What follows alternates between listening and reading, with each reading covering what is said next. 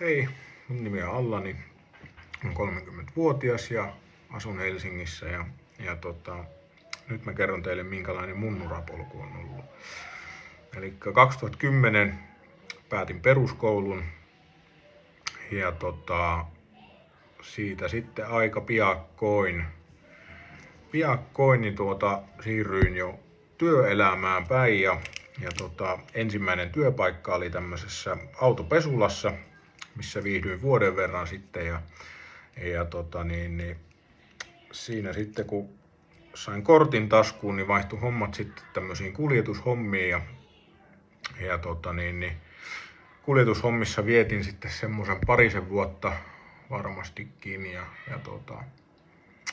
siinä sitten 2014 vuonna nappasin itselleni autoalan perustutkinnon ja opiskelin asentajaksi, mutta niitä hommia en oikeastaan tehnyt päivääkään.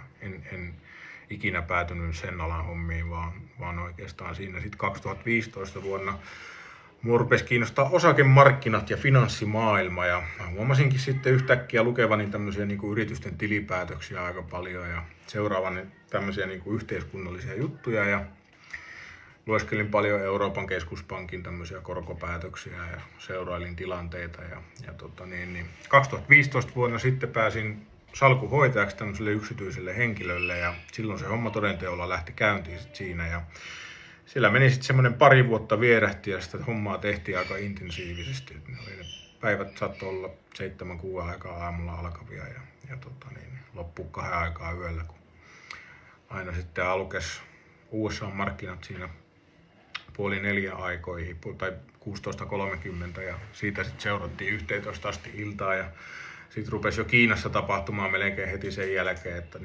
päivät oli tosi pitkiä ja intensiivisiä, että siihen niin kuin väsähti aika nopeasti sitten. Ja sitten mä silloiselle työnantajalle sanoin, että mä siirryn vähän passiivisemmaksi seuraajaksi ja niinpä mä sitten siirryin passiiviseksi seuraajaksi ja mua silloin just siinä vaiheella ehkä rupesi yrittäjyys hieman kiehtomaan ja mietityttämään ja näin poispäin, mutta siinä sitten aukesi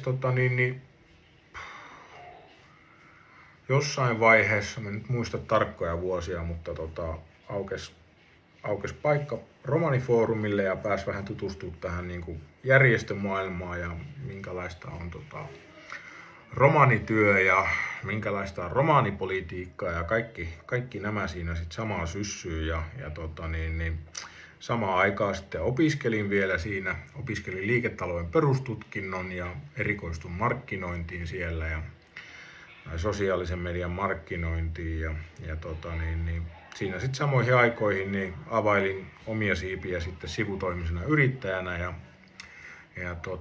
vuonna 2021 sitten niin siirryin päätoimiseksi yrittäjäksi ja edelleenkin toimin sitten päätoimisena yrittäjänä tässä ja mitäs vielä? Yrittäjänä on nyt sitten toiminut tässä Apatralla reilu 3 vuotta ja tie on ollut haastava, opettavainen, monipuolinen, että ei ole auttanut nojautua pelkästään yhteen taitoon, vaan on joutunut opettelemaan monenlaista ja kaiken näköistä, että joutuu aika lailla venyttelemään rajoja. Voisiko sanoa näin, että on semmoinen vähän niin kuin sekatyömies.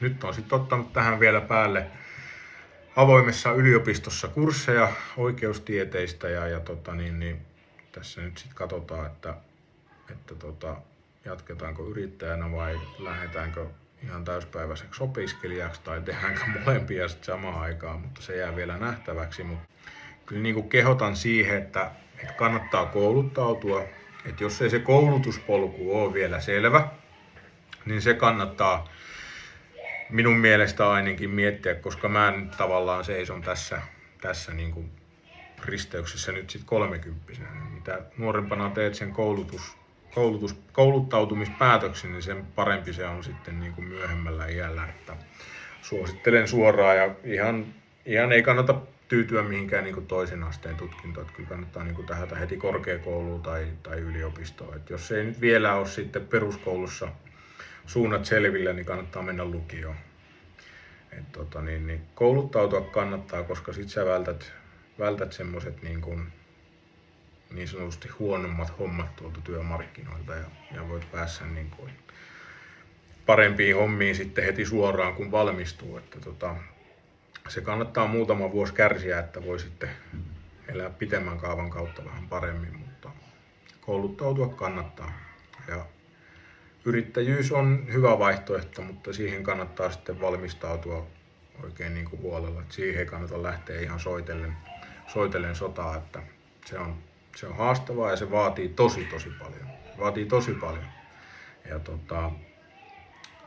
että se ei välttämättä ole kaikille, mutta se on kyllä palkitsevaa, että sitten siinä mielessä niin kuin yrittäjyys on kyllä hauskaa ja voin sanoa, että se ei ole tylsää.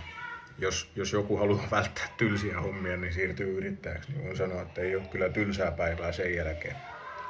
Mutta ei mulla varmaan tämä enempää omasta urapolusta, että lukekaa paljon, kouluttautukaa, se on fiksua.